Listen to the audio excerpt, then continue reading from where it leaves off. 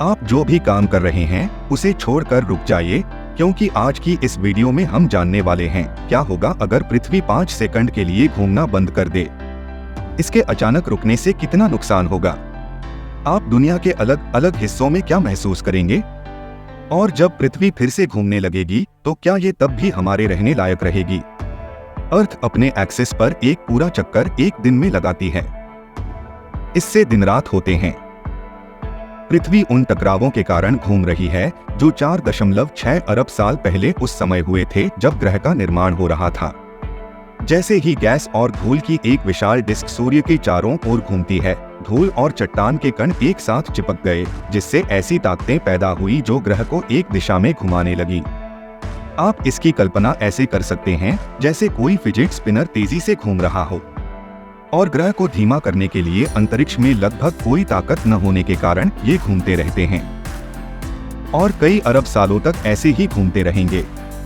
लेकिन अगर पृथ्वी 5 सेकंड के लिए रुक जाए तो क्या आप सरफेस से उड़ जाएंगे। अगर अर्थ अचानक रुक गई तो भी इनर्शिया के कारण एटमॉस्फेयर मोशन में ही रहेगा। इसका मतलब है कि भले ही सब कुछ रुक गया हो, लेकिन तेज हवाएं चलती रहेंगी। और ये सिर्फ तेज हवा नहीं होंगी, ये अब तक आए किसी भी तूफान से कई गुना अधिक शक्तिशाली होंगी। अब आप ग्रह पर कहाँ थे, इसके आधार पर इन हवाओं की ताकत अलग अलग होगी। इक्वेटर पर या उसके पास अर्थ की स्पीड तेज होगी। यहाँ आपको 1670 किलोमीटर प्रति घंटे की रफ्तार से हवा महसूस होगी। ये हवाएं आपके पैरों तले की जमीन खिसका देगी। सिर्फ तुम्हें ही नहीं बल्कि ये हवाएं अर्थ की क्रस्ट तक को फाड़ने के लिए काफी होंगी।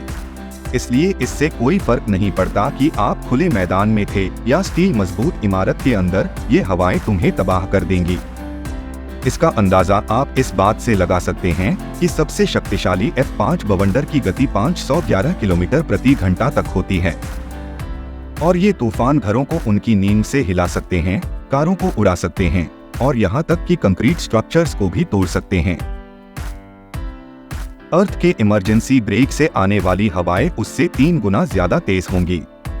इसलिए अगर आपके पैरों के नीचे की परत नहीं उखड़ी तो आप और बहुत सी दूसरी चीजें जरूर काफी दूर तक उड़ जाएंगी, लेकिन अर्थ के एटमॉस्फेयर से बाहर नहीं, क्योंकि एस्केप वेलोसिटी या वो गति जो आपको अर्थ की ग्रेविटेशनल फोर्स से बचने और अंतरिक्ष में एंटर करने के लिए जरूरी है, लगभग 40,000 किलोमीटर प्रति घंटा होती है।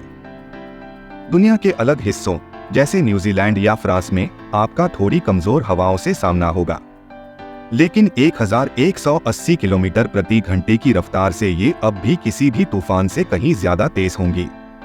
ये हवाएं लगभग सब कुछ नष्ट कर देंगी। लेकिन सिर्फ ये ही एक खतरा नहीं जिन पर आपको इन 5 सेकंड तक नजर रखनी होगी। हमारा प्लेनेट एक परफेक्ट स्फीयर नहीं है। ये घूमने की वजह से पैदा हुई सेंट्रीफ्यूगल फोर्स के कारण इक्वेटर के पास से थोड़ा फैला हुआ है। अगर घूमना रुक जाए तो अर्थ एक परफेक्ट स्फीयर में बदल जाएगी, जिससे इक्वेटर के पास का सारा पानी पोल्स की ओर बह जाएगा, जिससे एक भयानक सुनामी आ जाएगी। 5 सेकंड बाद जब अर्थ अपनी पूरी गति से घूमने लगेगी तो ये पानी पीछे चला जाएगा, हर चीज और हर किसी से 2 बार टकराएगा। इस तरह के तूफान में आप शायद सिर्फ नॉर्थ या साउथ पोल के पास ही सुरक्षित रहेंगे। यहाँ हवा सबसे हल्की होगी। अब आपको ये सुनकर राहत मिली होगी कि इस सब के बाद अर्थ अपनी नॉर्मल स्पीड पर लौट आई है, लेकिन जैसा कि मैंने कहा, इस तक आने के लिए कुछ भी नहीं बचेगा। बिल्डिंग, फार्मलैंड और सभी टेक्नोलॉजी दफन हो चुकी होगी। अर्थ पर सब नहीं पर अरबों लोग तेज हवा की ताकत से ही मर जाएंगे। अगर आप इस